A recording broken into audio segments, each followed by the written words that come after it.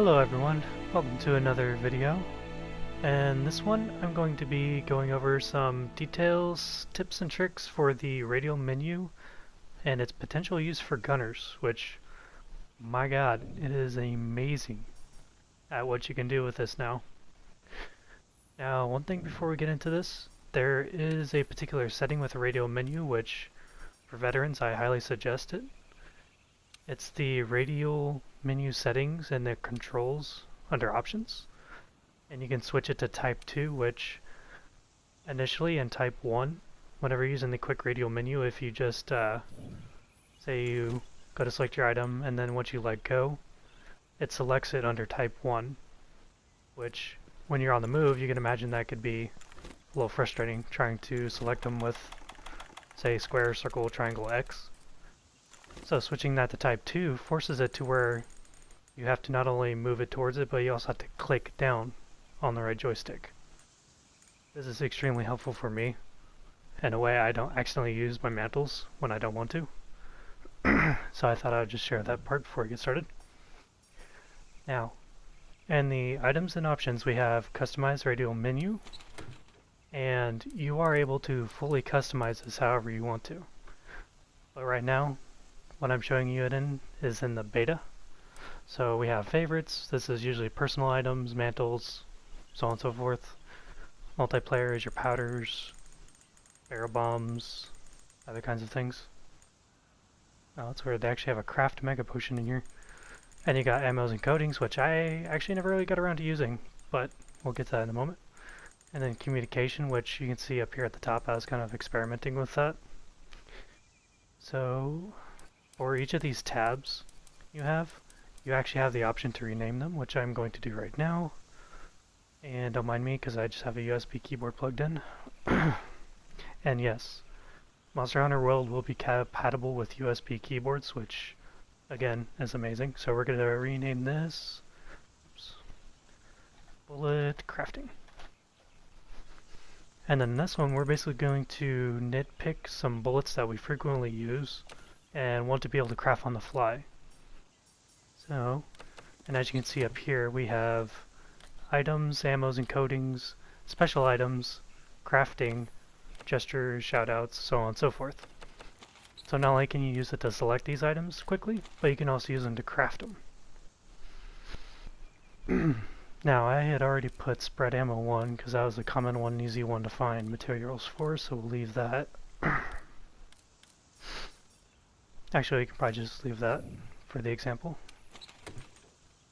So, and then to switch between these radial menus, you want to use the D-pad, which allows you to switch between each of the tabs.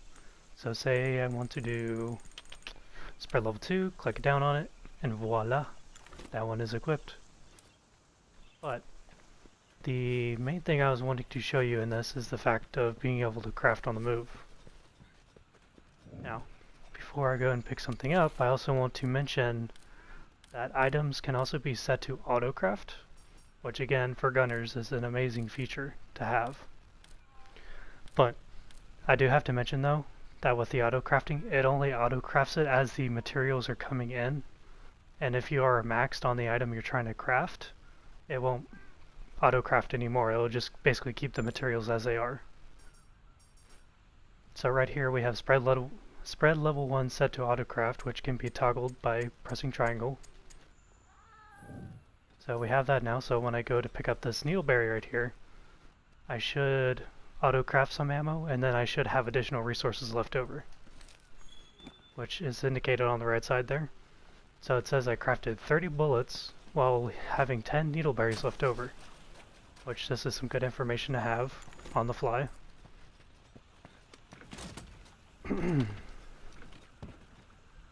That's flame nut. I'll look for some more needleberry real quick and explain this as I go. So the reason why you'd want crafting in the quick radial menu is for the very fact that auto crafting does not keep up with your items. Only as they, I'm sorry, it only keeps up with them as they come in. So whenever you do have spare materials in your inventory, you want to be able to use those to quickly craft more. Actually, while we're waiting, I'll actually go ahead and expend some of this here.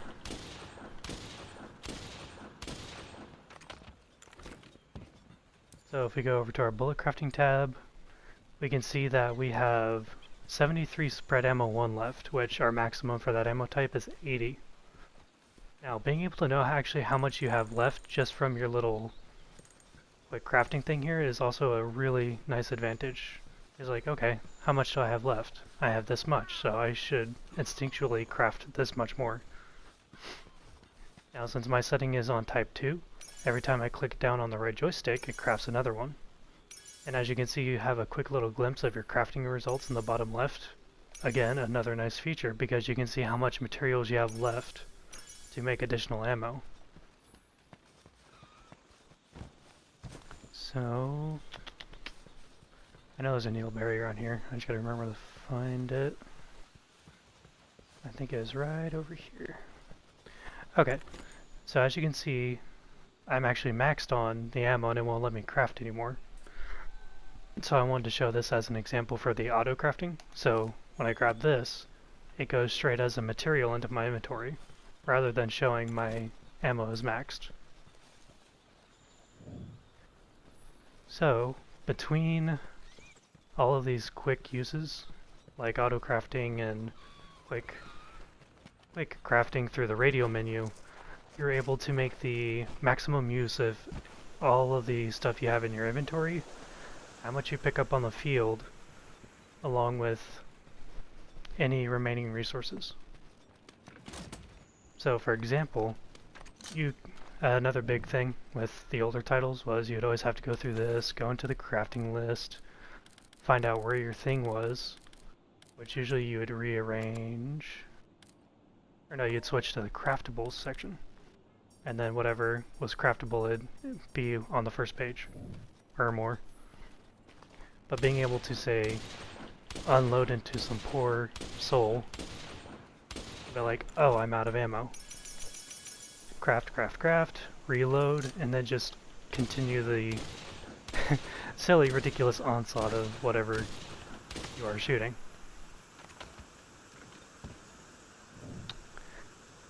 And for the most part, that pretty much covers a really big and important tip for gunners when it comes to needing to craft things on the fly, toggle auto crafting so that they can simply run by something and pick up more bullets as they go, and being able to pretty much switch all of this around as needed. Like for example, in the favorites, I'm a gunner, I don't need whetstone, so I can just as easily switch that for, say, paralysis knife, although that's already in ammo, no, sorry, that's in multiplayer, right there. But at the same time, I want to be able to access this with all of my player-focused materials. So then I can just load that in my slinger, and that's good to go. Can I paralyze that? I can paralyze fish.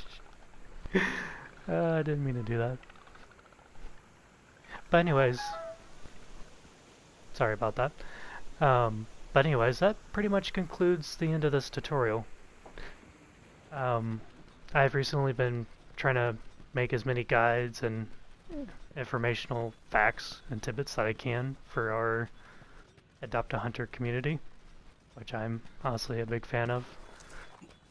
And I'm just trying to make sure that there is much information out there starting out when Monster Hunter comes out next week. Yes! Well, let me rephrase that. Comes out this coming Thursday, not next week.